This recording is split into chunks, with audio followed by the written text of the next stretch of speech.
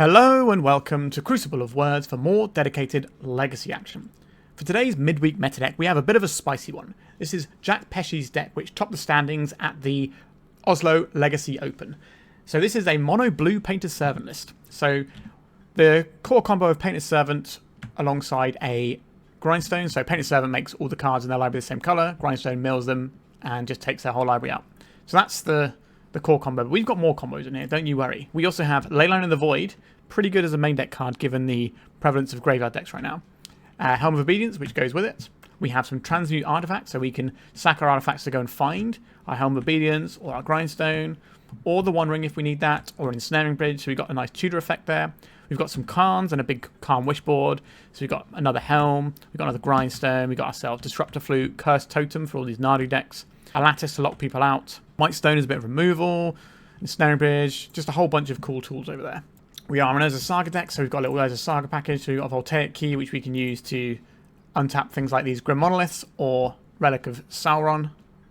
We've also got a Manifold Key, which can give us unblockable creatures as well. We have Vexing Bauble, so we're not playing counter magics like Force of Will or anything. We're just fully into the artifact theme. So we have Vexing Bauble to make sure our combo resolves. We've got a couple of Hydroblasts, so we can play the Painter's Servant and blast some stuff. And at the moment, the meta's kind of a little bit heavier on red decks than previous metas, because both mono red, Prison and Painter are in the sort of top 5 represented decks in the field at the moment. So that's going to catch a few strays there, and which is nice. We also have a Spellskite, so we can protect our Painter's Servant. So we've got a whole bunch of stuff here, and a couple of impulses to kind of bring the whole thing together. We got basic islands, we got Otawaras, we got fast mana off of our Ancient Tombs and City of Traitors, and a couple of Lotus Petals. For the sideboard cards I haven't mentioned yet, we have one Emrakul that we can board in against opposing Painter decks, which is pretty funny. We have a couple more Blue Blasts when they're good. We want more of them. We have Brazen Borrower as a little catch-all answer, and then a couple of Dismembers if we need to kill some creatures. So yeah, pretty spicy list, I think you'll agree. Oh, there's also one Aether Spellbomb and a Pithing Needle. So we've got a bunch of different tools, and it's going to be interesting trying to make them all come to bear in the right ways. Okay, I don't think I have anything else to say apart from let's get this show on the road. So remember to like and subscribe, and become a YouTube member if you want to see my videos early for just £1 a month. Let's get painting. We are on the play for round 1. Our hand does not have any mana to work with, so we are going to send this one back. Sure. We've got a pretty quick route to Leyline Helm combo here. I think we'll keep this one. And we'll probably get rid of the Impulse here. So we have some various options here. We have differing combos we can attempt. Let's just play out this Painter. We're going to paint everything red. So paint the town red to make our Hydroblast work. A Misty Rainforest from our opponent. A Savannah. Okay, so my guess is probably Nadu. That seems like the most likely Savannah Noble Hierarch deck to be seeing in the format right now. Play this one out. Let's get this Karn going. I think the Leyline is going to be harder for our opponent to remove. So I think we're going to get the Helm. And then next turn we can just Helm combo our opponent, or we can go and get the Grindstone if that becomes a better use of our turn. So we're doing the thing. We're certainly doing the thing. Dryad Arbor. So that's not tapping for mana. They do have a little bit of blue mana. They do have white mana so they can plow our creatures, which is why I'm more interested in going for this Helm kill. Quirion Ranger. Okay, so this is looking more like a Cord Nadu build. I don't have any mana up right now, and we do have a kill in hand. Can I afford to play this out first? I think I can. Let's go. So this is 1, 2, 3, 4, 5 mana, which is what we need. Let's play this Vexing Bauble out, just to make sure nothing can trip us up. So goodbye, City of Traitors. There is our Helm of Obedience. Another reason to go for the Helm kill here is that our opponent might have an Emrakul in their deck. Alright, they've shown us their entire deck. Crater Hoofs. Okay. Yeah, pretty standard looking Nadu card. Obviously looks very weird because all these cards are red, but okay. Step 1, complete. Step 2, add in Dismembers, I think. They're probably better than these Hydroblasts. Maybe a single Borrower might be useful here. It's got some potential, hasn't it? But I don't think I like it that much. Like, the Cursed Totem is better as a one-off that we fetch. So I think we're just going to play a couple of Dismembers and call it a day there. We didn't see an Emrakul in their pile, unless I missed it. But I'm pretty sure I didn't see an Emrakul in there. We saw the Crater Hoof, which is the much more common way of doing that now. So this hand has a mana problem like the previous one did in our first 7, so we're going to send it back. We've already shown that 6 command hands go pretty good. We have removal spell. We have Urza Saga. Okay, I'm down to clan with this one. I don't think we want all of these City of Traitors, so I think I'm going to put back one of them. The plan is probably Urza Saga, holding up Dismember into City of Traitors, start making Saga constructs, and then kind of go from there. A Birds of Paradise. This is going to get dismembered. Okay, that certainly changes some of the dynamics here. So if we play... Yeah, we'll play this out just so we can get rush towards a Grindstone, I think. Spin off this Birds. Their deck does not run any counter magic because they're the core build. They might have Consign to Memory in the sideboard is the only counter spell we really have to worry about, which we can turn off with our Painted Servant. Do they keep a one-lander? They did. Okay, I will play out this City of Traitors. I'll play this out. I'll name Red. Make him still think we have Blast in there. So we have the Grindstone coming in next turn. So they need to have a Swords to Plowshares this turn, unless they've got an Emrakul in their sideboard. Sylvan Safekeeper, that does not stop us targeting them. White mana, Nomads in core. Okay. 3 mana. Is this Cord for 2? That doesn't work. Springheart and Nantuko. Sure. This is all well and good, but we're going to combo our opponent out unless they have an Emrakul in their deck. And we do have to combo them in our turn, I think, here. We can get blown out by a Force of Vigor. That means our opponent has nothing else going on. I think it's worth just sending it here. Like, it's not getting better for us from here, is it? Alright, we just comboed our opponent in 2 different ways on turn 3 both games. Alright, I'm on board. This deck is sweet. Let's get around to it. We are on the play for round 2. We can try for an early Painter kill, or we can go for another Saga grinding. We have options. This hand is definitely a keep.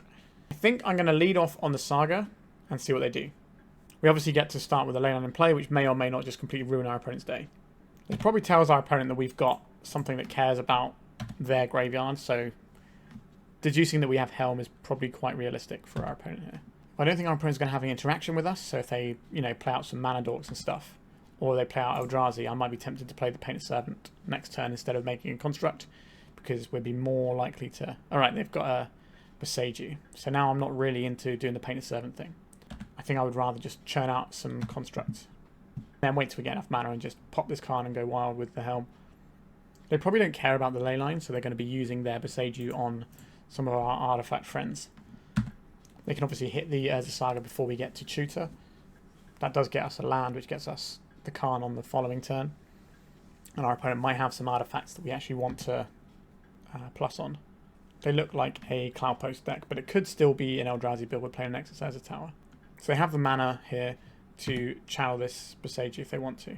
But they're kind of in a little bit of fear of a potential Helm. Alright, no, they're just going for the Saga now. Sure. Goodbye, Saga. I will get a basic island. This might surprise our opponents. Right, we just have a 1-1. Not the most exciting. Do we have anything really cool in our sideboard for a matchup like this? Let's have a little look. No big haymakers here, really. Karn. Let's minus the Karn. Let's go and get the Helm of Obedience. Just have that saved up in case we draw a land next turn. Otherwise, we can just minus, get the Grindstone, and maybe work towards a Painter kill. Yeah, Vexing Bauble is a weird card in terms of what it's done to combo decks. Soaring Mycospawn. So this is not kicked. This is just going to... It could get something like a Wasteland to keep us off of Helm. No, they're just getting in there as a tower. So we might be seeing a second Mycospawn this turn. Damage is rolling. A Karn of their very own. Understood. Can we minus the Karn for something that helps us out here? What does Mightstone and Wheatstone do? -5. It's not 5 damage to a target. Okay. Obviously, we can shut down the Karn. Okay, they've got a Lattice over there. That's a little bit worrying. The One Ring. Does that actually help us here? Let's just check our deck. So here's our list. Do we have anything that can deal with this Karn? No. How are we supposed to deal with the Lattice coming down? I don't know. Our creatures aren't big enough to attack into this. I don't think we can impulse for anything worthwhile. Let's look into our list. What would we want for an impulse? We could impulse into Aether Spellbomb. Is about the only thing. That's probably the best we can hope for. Or into Otawara, but we don't have the mana to capitalise on that. We can't activate any of our artifacts, so that's off the cards. We can't even impulse into Hydroblast. So I think our only out here is we could play 2 artifacts. 1, 2, 3. So I could play both of these out. Do we have a 1 mana artifact in our sideboard? We do. We have a Manifold Key. So we could get the Manifold Key as well. Make this a 4/4. Attack the Karn. I think that is a better line than trying to bounce this, right? So this, and then this gets us the Manifold... Or this gets us the Grindstone. Is the same as the Manifold Key here, because we're unlikely to activate the Manifold Key while the Karn is around. Okay. I think we found our line. It's not a great line. It's just going to end up with this So Microspawn dead. But if they tap out next turn to play the... if they tap out next turn to play the Lattice, then we can do some work here. Play the Painter. We'll name Red. Play out this. This. I'm going to name the One Ring. Yes, we have the One Ring in our hand, but the thing I'm most scared of here... Am I more scared of that than the Karn, actually? Yeah, I think we'll get rid of the Karn, actually. Now we've got the value out of our Karn. So now we can attack their Karn to make sure they can't Lattice lock us. And then we have two different combos in play that we can activate both of them if the Karn is dead. So they probably have to chump block here. Yep, so that gives us two potential attackers into this Karn. They can't Karn for anything to answer what we've got in play. They need to win with the 3 cards they have that aren't Microsynth Lattice. They could play the Lattice and have 2 mana left over, possibly 3. If they let us go through and attack this Karn, then that's going to be a pretty solid position for us. Right, the Karn is dead. Okay, I like that. I like that. So they can't activate a One Ring while we have a Karn, but they can attack into our Karn, and we're obviously going to let it through. That's a lot of mana. 4 mana, is this going to be a Microspawn? It's going to be a kicked Microspawn? Okay, so our opponent has a Kozilek's Command, is what you're telling me. Understood. So this is coming in at the Karn. Yeah, like I said, we're just going to let that hit because we have 2 different combos to activate. If we keep our Painted Servant, we can do both. They can play a Karn, a new Karn, and a Lattice. That's quite strong, but then we can attack into the Karn, so it's not the best. They need to answer our construct here. They could have something like a Kozilek's Command to try and dig for the right answers they need, or just to vaporize our construct and maybe have enough mana to keep going and doing stuff. Right, no, we just got them with both combos. Yeah, that's a pretty amusing board state. Okay, so we don't really have any big answers for what our opponent's doing. So what does that mean? I don't mind this Brazen Borrower. I think I'll take out a Hydroblast. And then what are we looking at doing? I think one of these. Like, this member can kill the Microspawn, but that's not really how we're intending to win this game. We're not really trying to win with combat sort of deck. Part of me is kind of interested in more Blue Blast back in. Like, I don't think this Ensnaring Bridge is going to do us much good, so we'll keep this Blast in. Because at least if we have the Painter up, we can then blast something, and that's probably reasonable. The Spellskite protecting us from the Kozilek's Command is pretty good. Yeah, I think we're just going in with this, to be honest. When you're playing a Karn deck, you tend not to sideboard a gratuitous amount anyway. The sort of pros and or cons of a Karn deck, or like a Wishboard.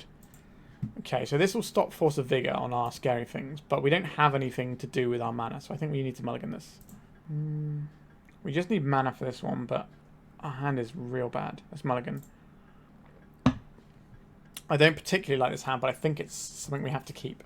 I want to keep the Leyline because it just means that we can try and win the game, which isn't a bad thing to be trying to do, is it? So I want this Relic. Don't think we need an island. I would like the Vexing Bauble to shut off our opponent's Force of Vigor, which means we're probably getting rid of this Otawara and using this as our mana that we need. Leyline is not great here. I'm under no illusions that it's not really what we want for the matchup, but it does give us a route to maybe just killing our opponent on turn 3 or whatever. Or possibly earlier, if we draw one of our 2 Lotus Petals. Once upon a time from our opponent. A Planar Nexus. And we're going to see the Planar Nexus deployed with no follow-ups, sure. An Urza Saga. That is probably a better game plan, isn't it? Let's deploy the Saga. We are exposed a little bit to a Force of Vigor here. But this is just one turn where we have to sort of grit our teeth and hope it doesn't come for us. Because once the Vexing Bauble was in, they can't Force a Vigor. This might force our opponent's hands. Okay, they didn't Force a Vigor us. It does slow us down on doing Relic of Sauron stuff. But Relic of Sauron stuff is probably less important to us than just getting the Saga going. We can get a key, which gives us more mana with the Sauron, with the Relic of Sauron once we start tapping that. Because we pay 1 to get 2 back. Just like a little Rite of Flame action. Alright, Elvish Spirit Guide is coming into the fray. We've got crop rotations. This is going to be a Urza's Tower, and then they're going to use that to filter the mana into the Nexus and cast a Soaring Microspawn. We'll leave their exile popped out because that's effectively their graveyard, so we can keep track of what's been cast. Oh no, just a Karn. Well, that's horrible in different ways, isn't it? What fresh hell is this going to be? Alright, our opponent is on the Lattice plan again. Not a lover of that plan for us. So we can't cast this Lotus Petal because of our own Vexing Bauble. Not that we can get mana off of it anyway. So the play here is the Ancient Tomb. We make a construct. And we try and kill their Karn with it. If they play a Lattice this turn, it's probably going to tap them out. But if they have a removal spell and can play the Lattice, so let's say they have another Urza's Tower here and a Dismember in hand, then that's the game. A Caracas, okay. They're revealing something else off of their Karn. What are you going to find? A Portable Hole. That will answer our construct. But not immediately. Elvish Spirit Guide. Sowing Microspawn. Kicked. I'd like to blow up our land. Yeah, I think our opponent has us bang to rights here. Because they blow this up, then they can get mana for the Portable Hole if they've got planes. They can use that to remove our construct. And then next turn they can just Lattice lock us and we won't have any valid attackers. Okay, just another tower. That's kind of scary in a different way. I guess we're deploying this so at the very least we trade if we attack. The problem we have here is... No, we don't have any way forward here. We're going to save our time here. We're just done. So... Maybe I do need Dismembers just so I can clear the Karn, because that seems to be what they're going for.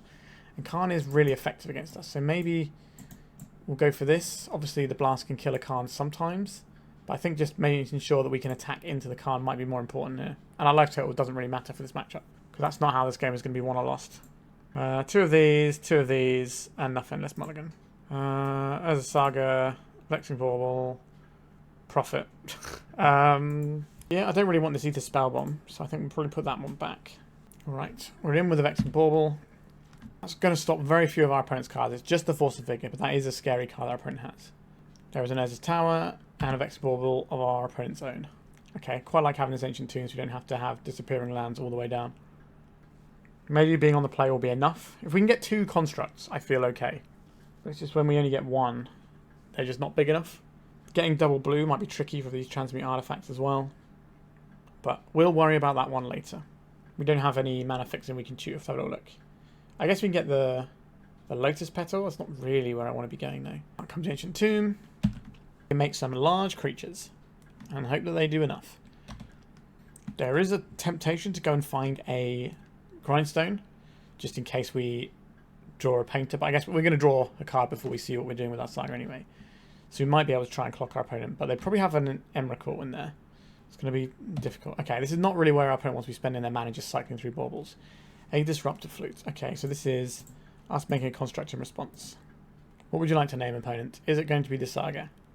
Do they fear the second token, or is there something of ours that they're worried about? They could name something like Grindstone or Helm of Obedience. The Helm of Obedience kill is going to be difficult here, although a lot of their creatures are really good. Can we draw a Painted Servant? Not that's necessarily where I want to be, but alright, I will float a mana here. What do I want? This is really awkward. We're probably trying to go for a Karn play, which means we maybe want some more mana just so we can kind of smash out some additional mana. Do we want a Manifold Key just so we are prepared to have an unblockable thing to take out a Karn in the future? No, because the Karn won't let us work with the Manifold Key, will it? The problem with Grindstone here is our opponent has Emrakul in their deck, so we're not going to be able to avoid that. Maybe it is just a Lotus Petal here, just to get some of that blue mana we're missing. I can buy that. Let's cast the One Ring here. We have to tap all of our lands here. Right, we could crack the Lotus Petal, but I'd rather keep the blue around. Karn. Okay, that will be useful next turn. Let's crash for 4. So if we can drop the Karn, we'll have 4 mana, 5 mana, plus whatever we get out of the One Ring. Right, our opponent is on sacrificing Vexing Bauble Town. That is a good place for us to be. A Cloud Post, that's quite slow for where they are right now. Fighting the other Bauble, sure. So they could still siphon this mana into white and then plough this. Because a lot of these Cloud Post decks tend to splash white. We've already seen the Portable Hole in a sideboard, so I'm pretty sure our opponent has access to a single basic plains in their 75. Alright, One Ring, let's see if you can be the hero we need you to be. And you often are, to be fair. Helm of Obedience is a weird one, because our opponent's creatures are really good. So what are we doing here? Karn is pretty handy. There is an option of playing the Wall for +1 damage, or playing the Helm for +1 damage. But we could Karn plus on the Vexing Bauble and attack, and that's probably better for us. Just gets us the most damage right now. And then we can start turning our One Ring into a creature if we want to. is unlikely to be better than just... actually, do we have anything we want on our sideboard? Let's check that first, just in case I'm missing something. Like, we could get a Manifold Key, but that doesn't do much apart from... Well, untapping the One Ring isn't the worst, though, is it? But this would cost us our Lotus Petal to do, and I don't think that's worth it. No, I think the right play here is to plus on the Bauble and attack for 5. Still holding up the Dismember. Next turn, we should probably be able to Lattice Lock our opponent. So this is their big turn. If they can make something sweet happen here, they might just be able to put us in the dirt. Because we just need 2 mana. Or well, we just need 1 mana, actually, off of 3 cards from the One Ring. There's a Kick Micro Spawn. It is a Kick Micro Spawn. So they could take out one of our lands. But they could also go and get another land. And they've got 1 floating. So that could be 4 colourless mana. If they get another Urza's Tower. So they could have something like a Thornot Seer. Unlikely. But they could also go for the Kozilek's Command. And like bin off something. Yeah, that's pretty good too. Now, I'm feeling very smart that I boarded in this Dismember. What are you going to do with your Karn? Right, so they've activated their Disruptor Flute and they have the Tabernacle. Intriguing. So if we can find a blue source somewhere and get... Oh, we need to get rid of the Karn as well, though. I guess we get rid of this. This One Ring is certainly dealing us some damage as well. So I'll pay for this. The One Ring is going to hurt us a little bit. Another Dismember. So I could Dismember this, going incredibly low. And then we attack here. Like, the Lattice Lock doesn't seem like where I want to be, does it? We can attack this with 2 4/4s, because we can turn the One Ring into a creature. That still works. Not a big lover of that. We can't bounce this because we have no blue mana. Yeah, this is a real awkward one for us. So if we Dismember this, that puts us to... That takes us 4 damage away. So that's going to be at 3 life. So if we activate our One Ring, that will kill us. So not a big lover of doing that one. I think the play here is turn the One Ring into a creature and bash. I don't know if we can afford to play the Vexing Bauble here. So next turn they can get the Lattice. If we attack the Karn with both of these, they have to kill the Karn, which means they can't Lattice Lock us. So they might just let this go. Gonna go under the bus with the Disruptor Flute. No? It doesn't really matter which side they go on here, I don't think. So we get to take out the Karn. Or at least make it so it has to plus. They could plus it and damage our potential mana by taking out the Lotus Petal before we get anything to do with it later. Karn. They're plussing on our Vexing Bauble. That means we have to pay for it. That suggests that our opponent is either going to blow up some of our artifacts now. Yes, this is going to be a Force of Vigor. No. What are they doing with this? Okay, so taking out our Ancient Tomb. If we pay 2 life here, we get to kill the Microspawn. Then we can keep both of our creatures alive. Turn the One Ring into a creature. That's 5. That's 4 and 4. That's 8. That's 9 damage. That's not enough. And then we lose to our own One Ring, most likely. But if we don't tap for this for mana right now, what are we doing? So this is 2, and this is... No, this is 2 plus 2. Sorry, this is 4, 5, 6. So yeah, we can't activate this because we just died to the One Ring, so we have to let that go. So it feels like our opponent has Force of Vigor. That's what this play suggests. Okay, they're just going to take out all of our lands and put us in the dirt with the Karn here. How are we supposed to beat this? I think the answer is we can't. This is just too much. GG's opponent. You wore us down. Who'd have thought the Karn was good against the Artifact combo deck? What a world to live in. Alright, let's go to round 3. Okay, we're looking at here. Turn 2 One Ring, right? So we go turn 1 Otawara, Lotus Petal, Vexing Bauble, turn 2 Grim Monolith, use our Lotus Petal, play One Ring, and then win the game at some point. Sure. That sounds acceptable to me. Correctly sequence our Lotus Petal before our Vexing Bauble. A smart maneuver if ever there was one. There is an argument to play the Urza Saga out first, so that we can get closer to getting a key. But I just want to have more mana in play to cast the cards we're getting off of our One Ring anyway. Right, so we're going to cast this Grim Monolith, cast this One Ring, and we'll start drawing some cards. Painter's Servant. So we have a win in a couple of turns. We need to survive whatever our opponent's doing, because they might be a Karn Forge deck. So we have to get through our opponent's Karn, which is going to be a real burden. And then we have to get through like their ability to just combo us out. The One Ring. So we still don't know if our opponent is like mono red or colorless or what. We're not trying to kill our opponent next turn, so we don't care about the protection from the One Ring. Obviously, them having more cards is going to be useful for whatever their game plan is. The One Ring, get some more cards. What is the plan here? We just want lots and lots and lots of mana, don't we? Do we want to play the Painted Servant right now, though? Or do we want to... So how much mana? We've got 1 mana, 2 mana, 3 mana. So we kind of just need to play this out and get the Painter down, I think. And we're holding up what looks like a blue blast. Obviously, we don't have anything, but our opponent doesn't know that. And then next turn, we have the win if our opponent's got nothing going on. So they could play another One Ring. That won't stop us because we can grind them in their upkeep. They could have Emerald in their deck, which definitely will give us some pause. It'd be nice to know what colour our opponent's deck is, if any. Alright, our opponent's scooping without giving us any more information. That is an interesting... Fortunately for us, our deck doesn't have the most amount of sideboarding stuff. So... I think we probably just go in again. Like if they're mono red, we would obviously want to have some of these blasts. But we don't know what our opponent's on. They could be colorless, they could be mono red. Those are the two most likely decks. And I think like you're having Karn and some of this other stuff is probably fine. I think we're just going to go in again. Turn 2 One Ring is a hell of a drug, isn't it? I think I will keep this hand and probably play out double baubles on turn 1. Put this Leyline in.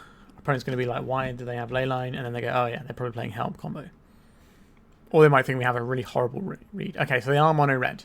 So we probably should have kept... I guess they could be like a red-green stompy deck as well. There is one of those floating about in the meta right now. I don't think it's very good, but I think it's something that people still play. What is this? Sundering Eruption. Okay, yeah, so they are on mono red. So we should have brought in the Hydroblast, but we didn't know seeing our opponent. Now, I don't want to board in Hydroblast against a deck that could just be a colourless deck. Twice to say that's not where you want to be. I will play both of these out because these can be relevant. Or do I want to cycle this? It stops our opponent getting additional Chrome Moxes, but maybe just having an extra card is better. Yeah, I'll take the card.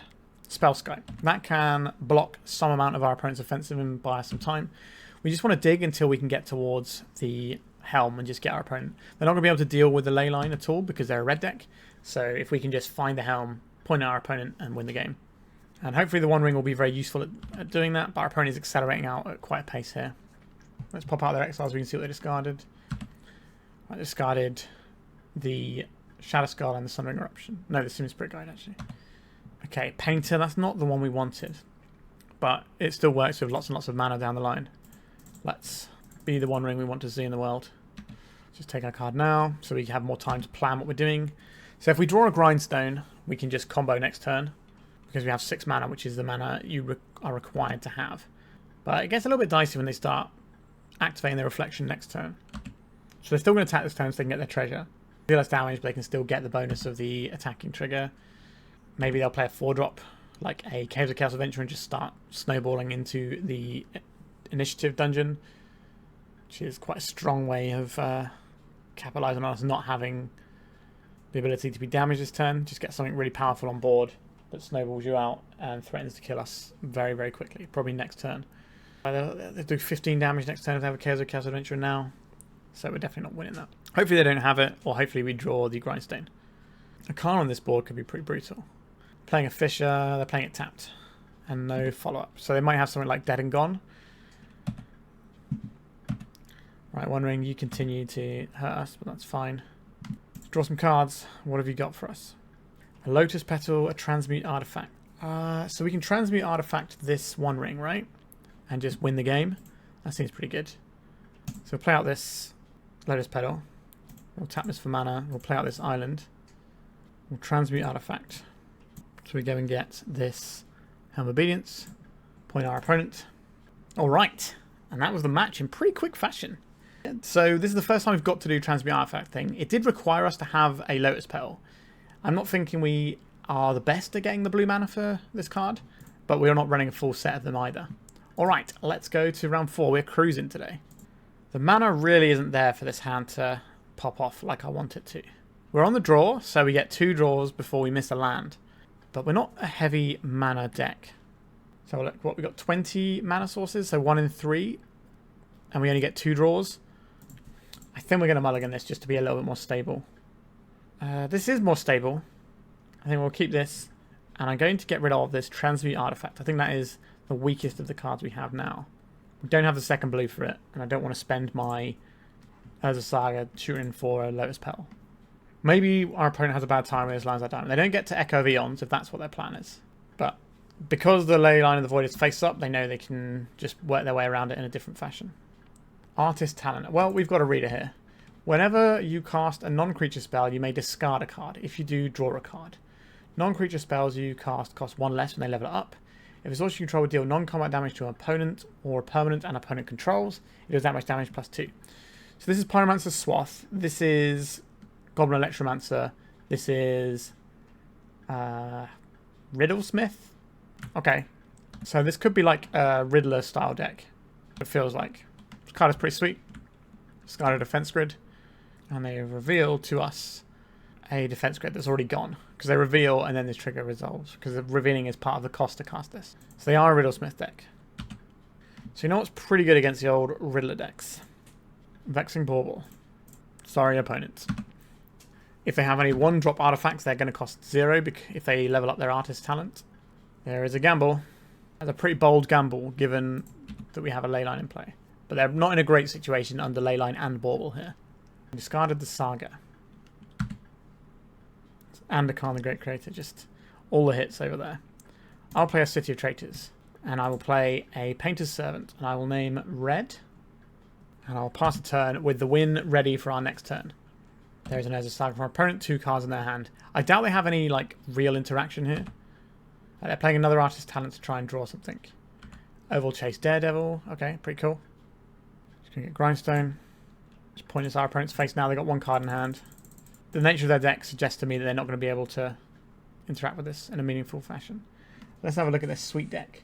Echo of Eons, Lines of Diamond, Gamble, Chromox, Bauble. Yeah. Okay, so this is the build that I think I saw Killer running, maybe? I can't remember now. I'm really bad with names. Anyway, so we want some blasts here. The blasts look good. The Ensnaring Bridge is bad.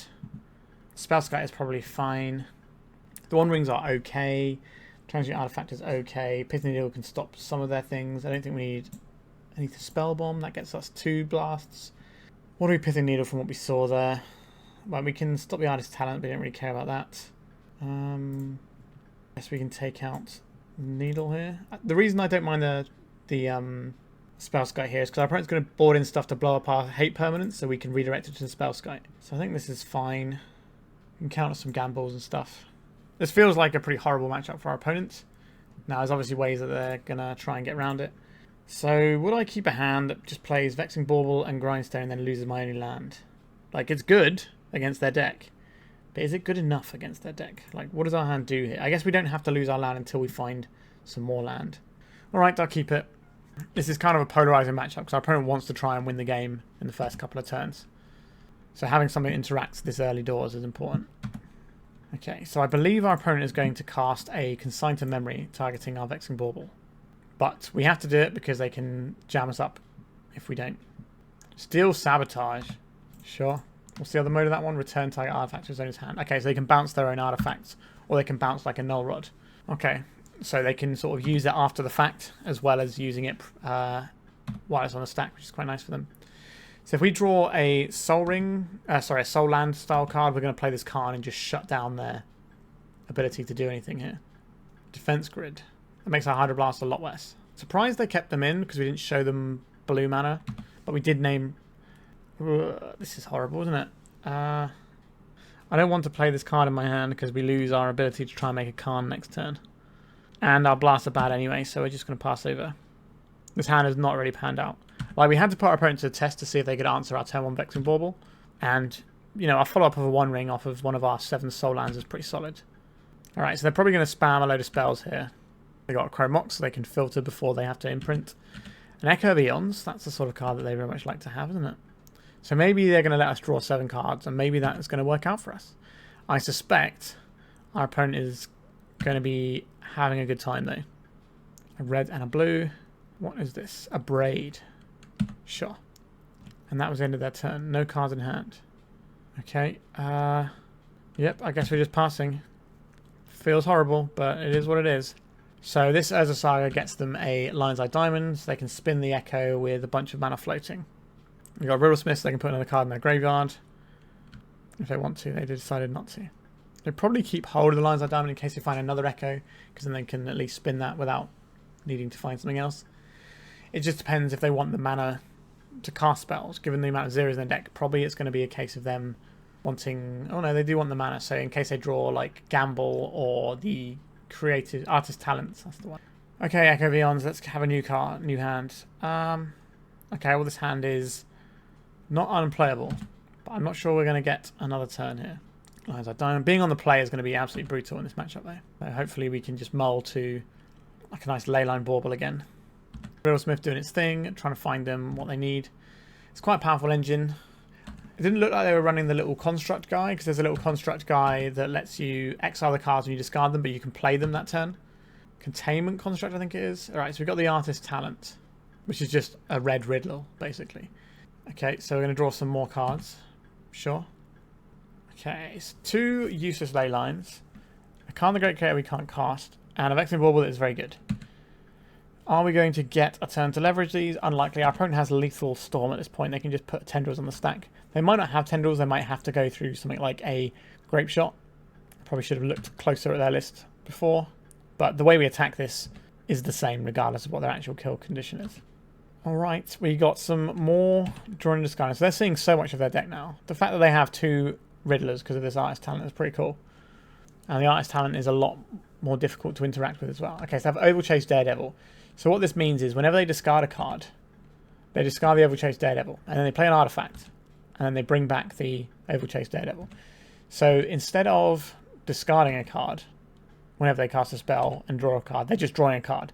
So every single artifact cantrips here, which is pretty solid. Steel Sabotage. They can use this to bounce their own permanent, which lets them draw some cards. Yeah, this is really sweet. Maybe you should try and play this. This does look like the best version of Riddler I've seen so far. The fact that you have 8 Riddlers gives you incredible redundancy. And it means you don't have to run like Containment Construct and just be really exposed to removal. You can just have the Overchase Daredevils as like a thing that you're doing. Pretty sweet. Our opponent's gone through over half their deck at this point, and they're just drawing so many cards with every operation. Right, we're just F6 here. Our opponent has a defense grid. We're unlikely to cast anything anyway. Right, it does feel like they're going for a Grape Shot kill because they're waiting until they're getting up to like 20 Storm. It might just be a case of they don't have the ability to combo us yet with their actual kill condition. But I suspect we'll find out relatively soon. I'm just going to continue to play stuff. They've got so many cards they can easily imprint on these Chrome Boxes as well. Right, they're continuing to do stuff. They are getting close to decking now, so they will find like the card they need. They might just have 1 Grape Shot in their deck that they're looking for. Oh, there is the Grape Shot. So they'll point us our face and we will take a bajillion damage. I believe that is the correct number there. Okay, do we want to do anything differently here? I don't believe so. We could board in the Dismembers to try and kill their Riddler, but I think just having more ways of interacting with bits and pieces is going to be better here. I think the Red Blasts, the fact they hit the Gamble as well as one of their Riddler pieces is really good. Alright, our opening hand has a Vexing Bauble in. So we're going to keep this. We can go Vexing Bauble into Karn and our opponent's going to have a horrible time against that. Although as you saw, they play in all these zeros. They don't even have to crack them, which is kind of the potency of the Riddler deck. Once they've got their engine up and running, they don't actually need to be cracking baubles and doing any of that. They can just play them out, and that's enough. Really sweet. Let's start with the Vexing Bauble. That is the hardest card for our opponent to deal with. Then we get the Karn, and then hopefully we can put this one to bed. I will play the Ancient Tomb. My life total is probably not going to be the most relevant thing here. I'm going to minus this. I'm going to get the Grindstone, I think. Since we have 6 mana, we can just win the game next turn. If they have blue mana, then obviously we have to change what we're doing. Yeah, we just got the GGs there. We have the Painter in hand as well. Alright, that is the end of round 4. So we are 4 rounds in, and we are 3-1. So this deck is feeling pretty real. Like, obviously we're doing powerful things. We've seen all the cards we've done where we were playing in other decks already. So let's see if we can get a 4-1 with this Spicy Brew. This is a weird hand. We can play out the Urza Saga into the City of Traitors. But that's kind of awkward, isn't it? I don't know. I'm not feeling this one. I don't know. Is that weird? A turn 3-1 ring is kind of the most consequential thing this does. I don't think that's good enough. I think we do better. We've seen some of these busted hands we have enough. I don't mind having a Leyline. This Grindstone we can put back in. This hand is slower, but has the Leyline. I just got a feeling our opponent is on Reanimate. I don't know why. This hand is not great, but we're on 6, and we have a thing that might just be like a free win. Alright, I'll keep this, and I'll bin off this Grindstone, I believe. Let's see if we get our opponent here.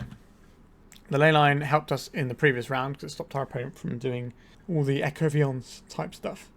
Quite a lot of decks are using their Graveyard and Legacy right now. So whether you're hating on Cephalid Breakfast or Blue Black Reanimator or even the tempo decks that need like Murktide fuel and stuff like that, it's pretty good. Or like the Nethergoyf as well. You can cut out a decent chunk of their threats. Our opponent has spent a lot of time thinking about this. So, oh well, maybe they are reanimated. Maybe I've got them. Maybe there was some subconscious knowledge in my brain about what our opponent likes to play based on previous leagues. I don't know. Sometimes you've got to go with your gut. Now, there might not be a deck that cares about their graveyard. They're playing quite slowly here, which means they might be trying to formulate a different plan from the one they envisioned when they kept their hand in the first place. Our opponent's just left at a polluted delta and passed. Oh, no, we got swing in the second main, maybe? Alright, they have passed it to us. Okay, we can play a Manifold Key here. Be nice to have some of that Grim Monolith action at some point, but we'll see. Our opponent's probably trying to decipher what we're playing, because it's a bit of a weird selection of cards they're seeing so far. Island, Manifold Key, and Leyline of the Void. Not particularly the most common combo of 3 cards. Right, we're in our opponent's turn. They are cracking a polluted delta. Underground Sea, so we can probably rule out Death Shadow. It's not a very common deck right now. A Brainstorm. So quite likely to see Brainstorm into another fetch, which means they're going to throw away probably some amount of graveyard related cards, since we've got this Leyline, that they're only going to be able to answer with a Borrower. They've played a polluted delta out. They're not cracking it now, so they don't have a 1-drop to follow up with like a Nethergoyf or something, although obviously Nethergoyf's not great here. It'd have to be something like a Tamiyo to be worth playing. And Urza Saga. These sorts of cards are pretty good against our opponent's sort of deck, getting some value off of our lands that is going to force our opponent to spend real spells unless they have a wasteland immediately. And our Saga tokens are going to be big because we've played 2 keys out. We don't have like the boots, the Swift boots, Lava Spur boots, whatever they're called. Right, so our opponent is making a Metamorphosis Fanatic, but we can outgrow that.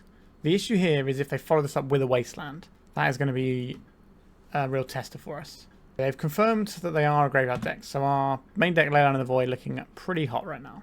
Undercity Sewers. They decided not to cast the Fanatic. They put the Miracle of the Trigger on the stack, but decided they didn't want to cast it. That is really interesting to me. And they haven't played a Wasteland, which is obviously great news for us. So we're going to play this island out, make ourselves some little robot friends. Okay, and then we get to make a 4/4 that can attack as a 6/6 next turn. And we'll have a little buddy to go with it. Actually, no, it'll attack as a 7/7 because we can play the Bauble as well. It should hopefully be enough if our opponent can't do any of their really busted stuff. Unless what they're going to do now is Brazen Borrower our Leyline of the Void. That would be what I don't want to see here, because we're still not going to be able to beat an Archon realistically here. Well, well, well, look who it is. Brazen Borrower bouncing our Leyline of the Void. Okay, so we could see Entomb reanimate this turn. It's going to be a touch scary for us, I won't lie. We don't have any graveyard hate to fetch with our Saga, do we?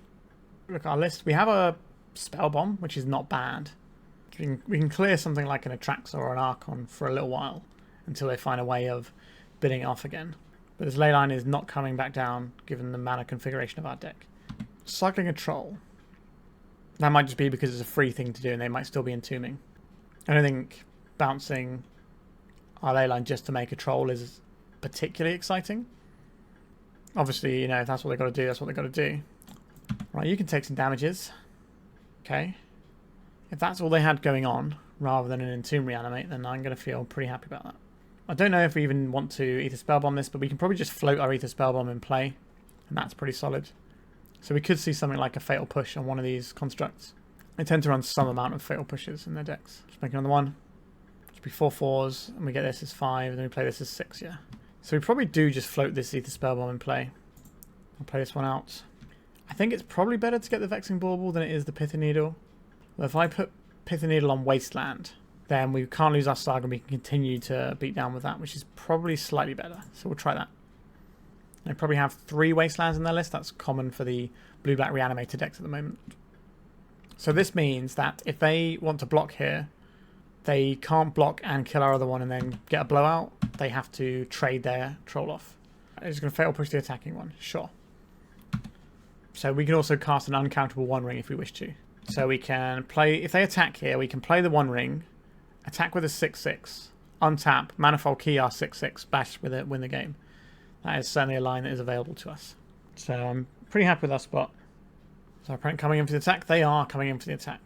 Wonder what that tells us about their hand. Like, they're probably a little bit fearful of this Spellbomb as a thing that can just ignore what they're doing. Okay, we've got Entombs. This could be an Archon of Cruelty. So we might be switching up to the One Ring plan. The Archon of Cruelty does target, so they... Yeah, there's the Archon of Cruelty. We're going to lose our construct here. I assume there's some sort of Animate Dead style card. Yeah, there it is. So we're going to lose our construct, and we're probably going to discard this Leyline the Void. It's not really doing anything for us at this point, is it? Let's be quite clear about that. Goodbye creature, goodbye Leyline.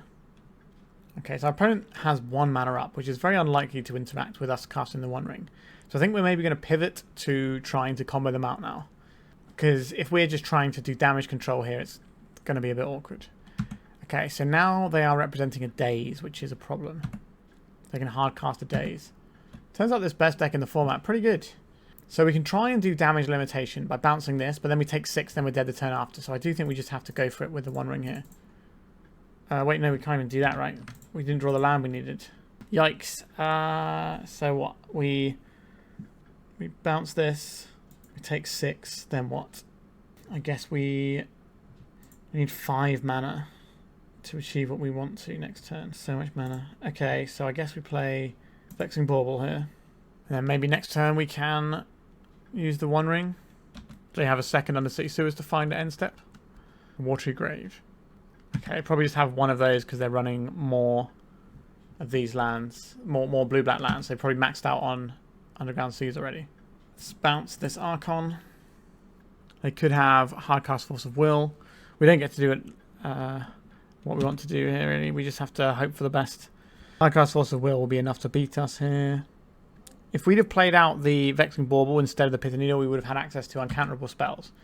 But we didn't, and it hasn't actually mattered just yet in the earlier turns we had. So the problem with going the Urza Saga route there and making more constructs is that we just lose to what they have. Okay, so we've been saved by the Wasteland on Pithing Needle on Wasteland here.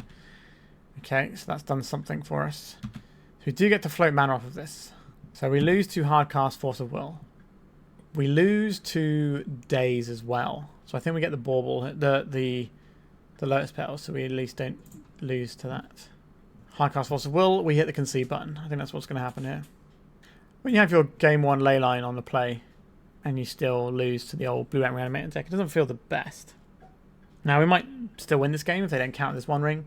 So we have 3 cards coming off of this and 1 card for next turn. So between those 4 cards, we need 2 mana, a Grindstone and a Painter, or another copy of the One Ring. We can probably do something with Transmute Artifact as well. Is this just Hardcast Force? It is. Alright, I'm going to hit that concede button and carry on with the sideboarded games. That felt pretty brutal. I thought we were high and dry, but it just did not pan out that way. Brazen Borrower seems fine. I don't know if we want any of these really. I think they should remain in the sideboard. Dismember doesn't really kill their creatures. But I think it's just the Borrower. I don't really like the Hydroblast here. They feel clunky. I don't really like the keys either. There's a few bits that aren't really jiving with me that well. Alright, let's submit this one. Okay, deck, what do? You lose to most of the things our opponent can do here. I think we need something a little bit more explosive and exciting.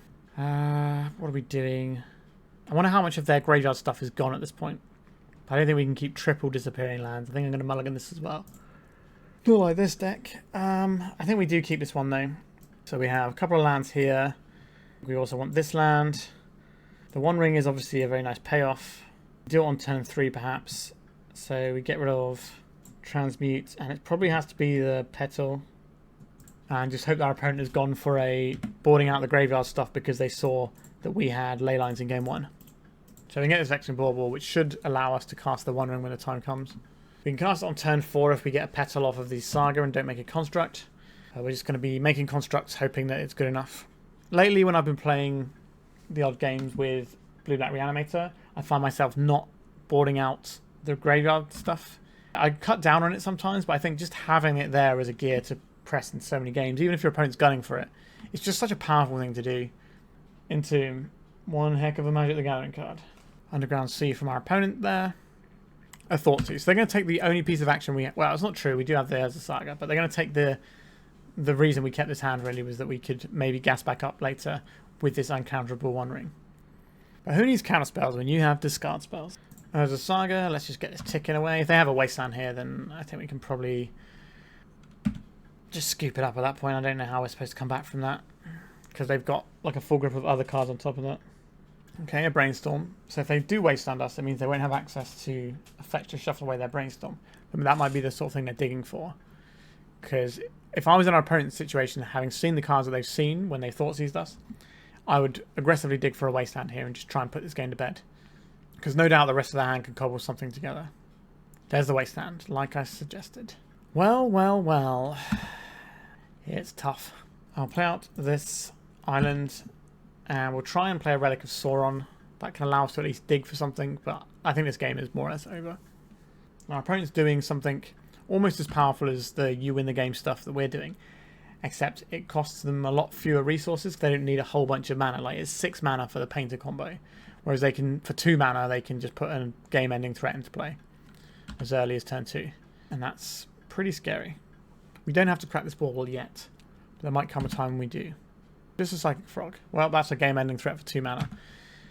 Alright, Ancient Tomb. Let's have a little look at our Relic of Sauron. So we can pay 3 to tap this to draw 2 cards and discard a card. Please fire off some sort of Force of Will straight into our Vexing Bauble, please, opponent. I could do with the help. We can crack a Vexing Bauble with it if we want to, but for now I don't think that's necessary. We can use 3 of our islands to tap the Relic of Sauron next turn, and we get to pick the best 2 cards from our top 3, including the one we're drawing for turn, that is. Alright, so our opponent's draw engine just involves them turning their guys sideways. Ours requires us to play a 4 mana artifact and pay 3 mana to tap it. One of these is not like the other. Psychic Frog, in it comes. Goodbye to our chance of winning this game. I think we can take a hit or 2. Like, we're blanking some number of their spells with the bauble, but it's when they start putting counters on the frog and speeding the game up that we know it's probably going to be lights out for us. A Brainstorm from our opponent. A Watery Grave, paying some life. It's an additional frog. Or have they got some permission, like a daze they want to at least have a chance at casting, because they know we're not really going to be messing with their life total. Okay, that's what I'm believing our opponent has. A Borrower on our Relic of Sauron. I guess we activate this in response. A Lotus Petal and a Brazen Borrower. I will discard this Lotus Petal that does literally nothing. So we can bounce their frog. That might be a useful thing to do. I think we are just petty thefting this frog now while we know that they can't hardcast a daze or something. Just clear it from the board, give ourselves another turn of breathing room. Maybe we can play this relic and dig again. No, we got nothing here, so we can F6 this turn. We got Vexing Bauble in play and we have no mana available, so we don't have anything to think about. Metamorphosis Fanatic. This is just a 4/4 lifelink, which in many ways is less scary than a Psychic Frog. Although if we can win this game... Oh, they got an Entomb. I was going to say, if we can win this game, our opponent doesn't have that much time left on their clock. So we might be able to get the cheeky timeout if we can actually string together a win here. What that looks like, given the current situation, I am unsure. The One Ring's probably where it starts. If we can One Ring and just draw some cards, and maybe we'll get there. A Voltaic Key. Play this Voltaic Key. We'll add some mana here. Untap our thing. And then we will float this Borrower into play. Yeah, we can do this in our opponent's turn, but I'd rather make use of the fact that there's a Vexing Bauble in play. And our opponent has some lands. Another 4/4 for 2. Okay. So Brazen Borrower can't block this Metamorphosis Fanatic either. How are we winning this one? It is just the One Ring. I think that's the only thing that makes sense here to try and win the game with. Maybe we can like work our way towards into a paint a Grindstone kill with the Bauble as protection. But if our opponent's holding up a black, it's almost certain that they're going to have access to a Fatal Push here. Sure, we'll take the hit. We don't need to hold back the Borrower to block their Borrower this turn cycle, so we can just send that in. There is a Ponder. So maybe they don't have the Fatal Push since they're not holding up the black, or maybe they just don't think they have to care about it. We do have Painter Grindstone mana. I can't remember if I don't think we showed that to them in game 1 actually. Maybe we played the Painter, I can't remember. Okay, so this is 8. So if we play this City of Traitors, we could tap the Relic of Sauron for mana, then untap this. That works, doesn't it? Because this is 2 mana. We can untap this. So that nets us 1 mana by doing that. So I could tap this Ancient Tomb. I don't really want to tap the Ancient Tomb though. We do play the City of Traitors here. Use this and the floating mana to draw some cards and discard some cards. You still cast the One Ring here. There is the One Ring. Okay, that is the sort of thing we required. Do I need a Vexing Bauble? I think Vexing Bauble as a redraw might be stronger than the Pithing Needle here. Although we can play Pithing Needle on Wasteland. Maybe that is slightly better. No, I think we need the redraw potentially. We do have to take a hit to do this. Okay, that's part of the problem that is required to be solved. So paying 3 mana to draw 1 additional card, we get to see 2 more. But we can just pay 2 mana with these to draw 1 card, and that's just better for us. We may as well attack for 3. It doesn't really matter here, so let's just get that in. Because we have protection right now. We just need to find a Grindstone here. We have 1 Grindstone. We have Karn. We have Transmute Artifact. Transmute Artifact is enough, because we've got 7 mana. So 2 for Transmute, 3 for Activate, and 2 for Painted Servant, which is exactly 7. Now, our opponent needs to not have anything. They can hold up interaction using this Brazen Borrower as their play at our end step. But they are now in 5 minutes left on their clock. So they're cycling a troll because this is basically going to be free. Undercity Sewers, okay. So they're not going to have up the Brazen Borrower. So what stuff do we have to play around here? It's going to be the Fatal Pushes and a Hardcast Daze. Or another Petty Theft. Alright, they're tapping out for a frog. Oh wow, they're just saying, do you have it now? Alright, they need to, I guess, make quick decisions based on their clock here. Spellskite is not the one. Let's draw some more cards. We have more mana with the Relic, actually, don't we? So we can really go into it here. So let's untap this One Ring. Draw some more cards. Give us that Transmute Artifact. Yikes. Okay. Let's draw a card with this. Also a yikes. Are we going to have to turn on our opponent's Force of Will here? We can bounce this. Block this. Take 4. Die in our upkeep.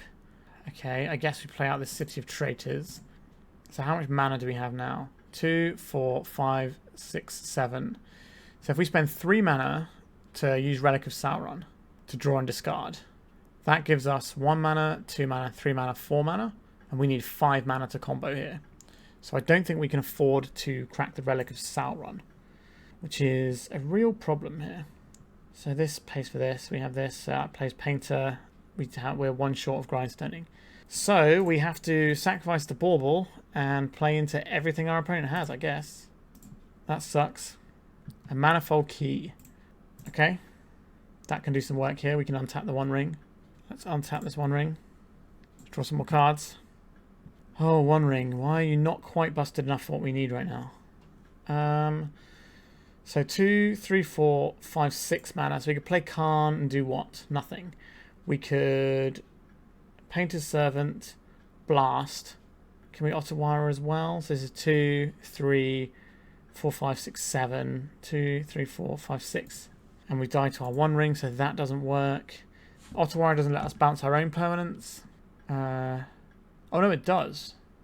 Okay, so Presagi doesn't let you bounce stuff. So if we 1, 2, 3, 4 bounce a Manifold Key, we can play a Manifold Key, untap our One Ring, draw some more cards, but then what, right? Is there anything in our sideboard that helps us out here? Ensnaring Bridge doesn't seem very good when we have all of this nonsense in our hand. We can't get the Grindstone. 1, 2, 3, 4. That only leaves us 2 mana if we're doing that. Do we have any options that actually help us out here? I don't think so. So if we tap this land, we die on our next upkeep. We can't afford to take any damage. So we probably play the Painted Servant. I think this is our only line that gets us to play another turn of this game. So we cast the Painted Servant, we name red. So we Pyroblast, or sorry, we Blue Blast, and then hope that we can dig ourselves out with the One Ring next turn. Right, we're going to draw a lot of cards next turn.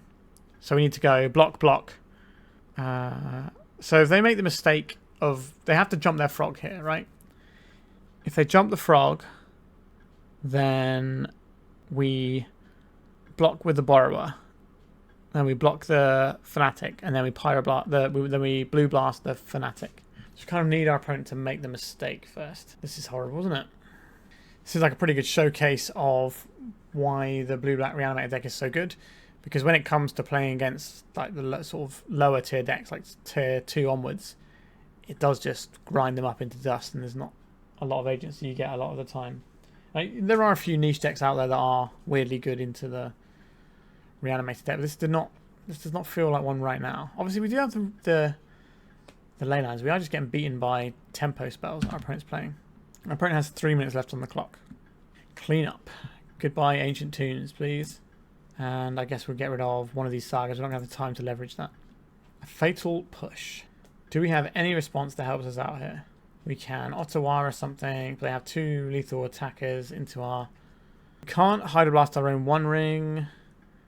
Is there any way we can win the game at instant speed in our deck? I don't believe that is the case. I think that is just the game.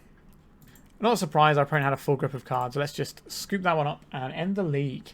So we finished with a 3-2 record, which was okay, but we kind of got ruined by the deck at the end there, even with starting with Leyline. So let's talk about this list and some of the pros and cons with it. So I think this deck is doing some relatively powerful things, like we're taking crib notes from like the dual deck by having the sweet Transmute Artifact, but instead of trying to find coveted jewels, we're just finding things that say you win the game, like Painted Servant, Grindstone, or the Helm Kill. We're playing some good tech against all the graveyard decks in the format right now. Karn is also pretty good against some of these combo decks too, as is the Vexing Bauble, which lets us resolve all of our combo stuff. So I like some of what's going on here. What is a little bit awkward to me is the Grim Monolith and the keys. We did have one game where the Grim Monolith was good and let us cast the One Ring. But then we had a bunch of games where these keys did nothing and they were just blank. And that was a recurring theme. Now, obviously, the idea is they can pump up your Saga constructs, and Manifold Key can give you unblockable, as well as the fact that you have Transmute Artifact to get rid of them. And maybe we can untap these on their own, and that's fine, but we don't have them all the time. And Relic of Sauron and the One Ring are very different power level cards. I think there is also a problem with these Hydroblasts, and like we didn't ever use this Impulse either. But so the problem with the Hydroblast is there's just not that many red decks compared to how many blue decks there are. So the Hydroblasts aren't getting that much mileage. Obviously, they're only a 2 of, but we don't really have a way of cycling them outside of the Relic of Sauron. And that's very expensive to cycle any card, so I'm not really a fan of the Relic. I understand why people play Relic. It makes sense, especially if you need like blue for stuff like Transmute Artifact. But it still doesn't feel like a great power level card. I'm not sure the Impulse is where I want to be either. Maybe there's, you know, if we just played more Monoliths to get to these really spicy 4-drops. Or like 1 Monolith, 1 Karn, something like that, just so we get up to these higher spells more often. Because we are quite mana hungry. That might be something interesting. The Hydroblasts are a fine enough thing to have, but I think they still feel a bit more sideboardy to me. Because when they're bad, like they're unplayable. Like we have to have the Painter in play, and we have to have blue mana, and that's not always a thing that we're having. I think we kind of need to lean into the strength of the deck of like you could play like a big colorless Painter deck. Like, I do think the Transmute Artifacts are good, but our mana base is so bad at casting them. So we could just gut all this blue stuff and just have a bunch more like Monoliths and lean more into Monolith Key, doing like the Mystic Forge stuff. But then it begs the question, why are we doing this instead of Mystic Forge? And I don't have a good answer for that when you start going that route. So it's a bit of a tricky one to sort of fathom and work out the best way what this deck looks like. I think it's a fun one, but I'm not convinced it's where I want to be. Obviously, having main deck Leylines sometimes give you free wins, but again, that's just another card you can draw. So you can draw your Leylines, you can draw your Manifold Key, your Voltaic Key, you can draw Lotus Petals once you've got a Vexing Bauble down. You could draw a Grindstone when you don't have a Painter, or you could draw a Painter when you don't have a Grindstone, or you could draw the Helm when you don't have the Leyline. So there's lots of disparate parts because we're just smashing a couple of combos together. And what that means is you're way more likely to draw dead cards that need another card to be even a valid Magic the Gathering card sometimes. And given the power of Legacy and some of the disruptive elements in the format, like, you know, the Thought Seizes and the Force of Wills. Now, we're trying to cover the Force of Wills with the Vexing Bauble. That's not always going to be the case. But the fact is, like, you know, our opponent can just Thought Seize away half of our combo and just leave us with nothing. So it feels like quite a fragile deck. It's a bit of a blast to play, but it's not exactly where I want to be, especially when we just didn't feel very good into the disruption our opponent had in the final round. It felt like the more disruption our opponent had, just we were at a serious risk of just getting beaten up. So we struggled to beat a single Karn. We struggled to beat like Thoughtseize and some guys sometimes. It's not really the most positive outlook for me for this deck, but I can certainly see why people would enjoy playing it, and I think if you're taking it to like a lower level tournament, this is definitely something to look at, but it's not where I want to be for something like an Eternal Weekend. Alright, I think that's us done for today, so thank you so much for watching. Please remember to like and subscribe, and goodbye. If you'd like to support me in the channel, please check out my Patreon. It has a free guide to budget turbo depths as well as 3 tiers of support. A low cost one that enters you into my monthly raffle for a free donation deck on the channel, a mid-tier subscription that gives you access to my detailed turbo depths guide that is updated every month as well as regular articles, and lastly the higher tier gives you all of the above as well as a monthly donation deck for my channel. If you're interested in supporting the channel this way, please check out the link in the description.